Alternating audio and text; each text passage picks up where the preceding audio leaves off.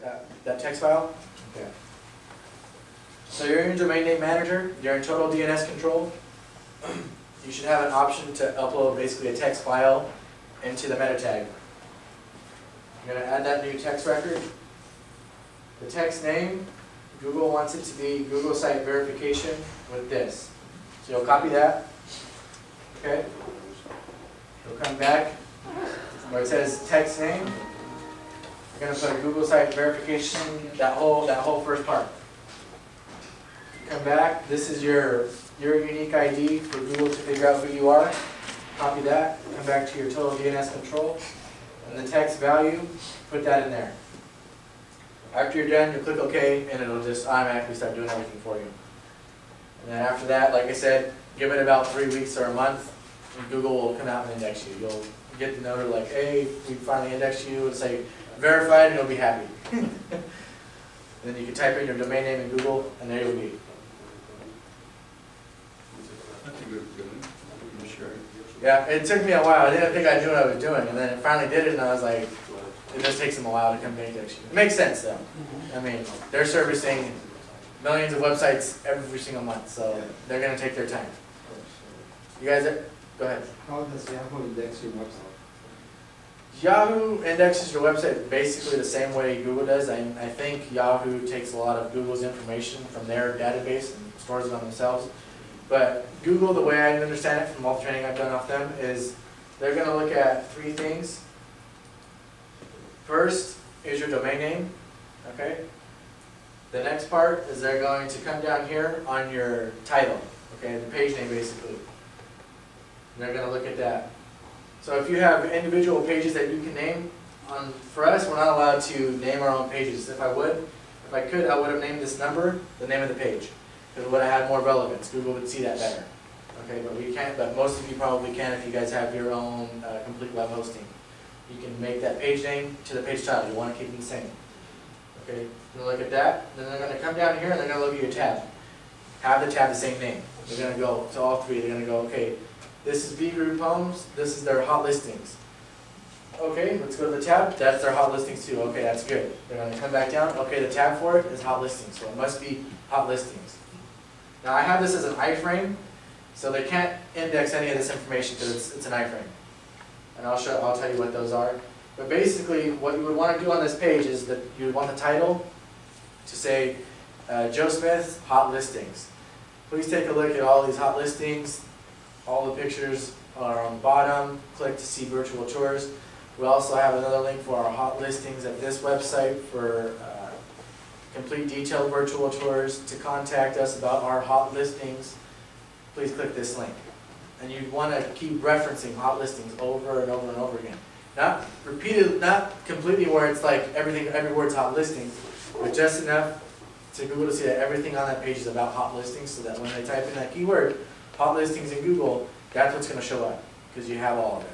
Now, if you have hot listings written 50 times on one page, Google will see that and automatically like disqualify that page. You have hot listings on the left hand side in the title too?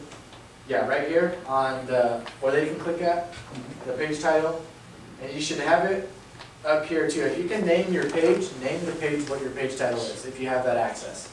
We don't, but if you have that access, make sure to keep it all the same, all 3 of them. Any more questions about the Webmaster? That's pretty much it for the Webmaster. I can show you a little bit of what it has to offer you. There's not too much that goes on with it.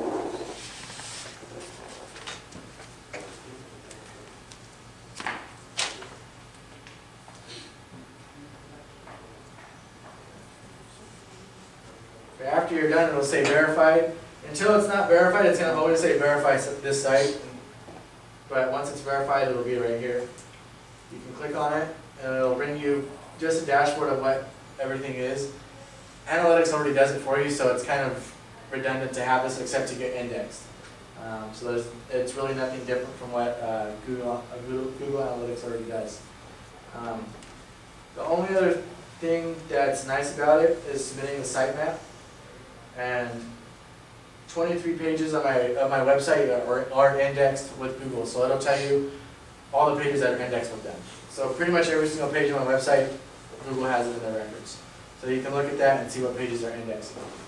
And if you, when you do this, another thing to keep in mind, make sure all of your changes are done before you submit to do this. When you after you get indexed by them, they're gonna want you to submit a sitemap to them. Okay, make sure your website is completely how the way you want it before you submit the sitemap, because you don't want to have to keep submitting it over and over again. You just want it to be that one time. So you get a good, like a refresh rate from Google. Basically, they'll come out, every 3 months and just look at your website. So you don't want to constantly be doing a ton of changes every single month. Just maybe every quarter, every 6. I'd say every 6 months for me. I try to change a little bit of stuff on my website, tweak it around a little bit, change wording, and that's pretty much it. I try to keep it looking the same because it just flows better that way. So any more questions about the Google stuff? I know that's like a headache. But, okay, no more? Okay, let me see what else I'm going into. That's the hardest stuff. If you guys get this, you guys will be good. That's like the hardest part. This took me quite a bit of a while to figure out how to do it all. Contact forms. Does anyone know how to make contact forms or want to know how to make contact forms? Okay, if you guys do hosting, most of your websites probably already spit out contact forms for you that you can use. If not, I put on here a couple of different websites that you can use. Some of them are, well, they're both free, but they're going to put up ads on their stuff. So I don't know if you want to go about that. Let me show you kind of what they look like.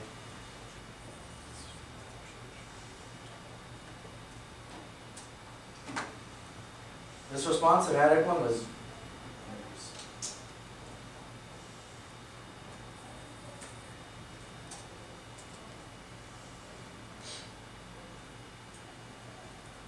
this one was really easy. You have to make an account, and it's really easy to do. You just use your password and or email and password. That's pretty much it.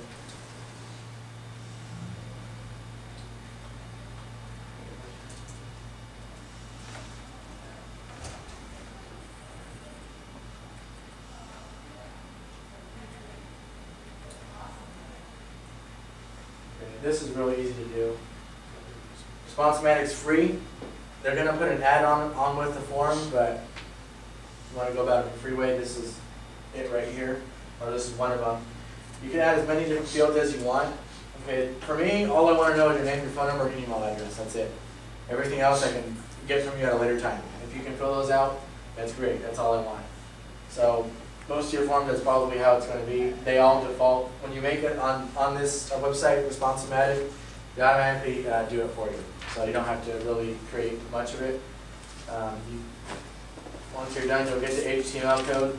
Just put this on the on whatever part of your website that you want it at. Do you guys need to see how to get this code placed on your website? Yeah. You want to see how to? Okay. So once you're done with building your form, your whatever, name, first name, last name, whatever, you'll get to here. Copy this code. Okay, and wherever you have your editing for your pages, that's where you're going to want to put it. I try to keep a contact form on every single page of my website. That way people don't have to, if they want to contact you from whatever information you had, they don't have to go looking for it. You want everything, bam, right in front of them. If they're reading down, hey, you have 2 sentences, some good bullet points, giving them the information that they needed for you to get their information. That's all you want. Everything is for you to get the information. So let me just show you on mine. This is mine. This is my VIP Sellers Guaranteed Sold program. Google will read that, okay? A little bit lengthy, but still gets the point across. Everything's in bullet points so they can ease it. Having bullet points like that flows real easy on the eye as you want to read it compared to a big paragraph. Why you won't read it? Bullet points, you'll read it. So keep everything that you can put in bullet points to do it like that.